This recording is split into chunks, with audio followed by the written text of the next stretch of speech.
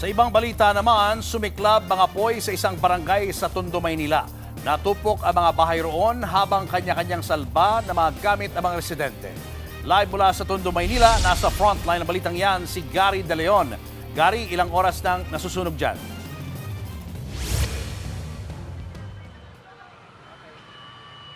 Julius, patuloy pa nga yung ginagawang pag-apula ng sunog dito sa Barangay 152 dito sa Dagupan Extension sa Tondo, Manila. At sa ngayon ay patuloy pa rin yung nakikita nating pagdating ng mga bombero para apulayin ng apoy.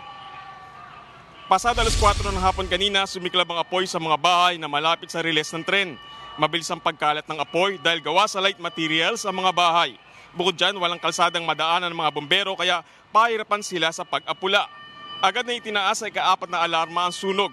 Ang mga residente, kanya-kanyang salban ng kanilang mga gamit. Habang iba naman, wala nang nagawa kundi pagmasdan na lang ang natutupok nilang mga bahay.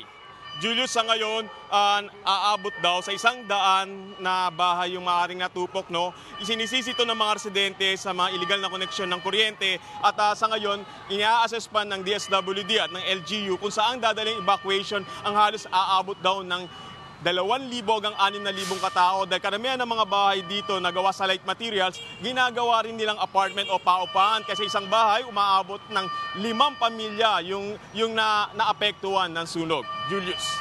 Maraming salamat, Gary De Leon. Mga kapatid, Julius Babaw po. Para sa komprehensibo at makabuluhang balitaan at talakayan, mag-follow at mag-subscribe na sa social media pages ng News 5.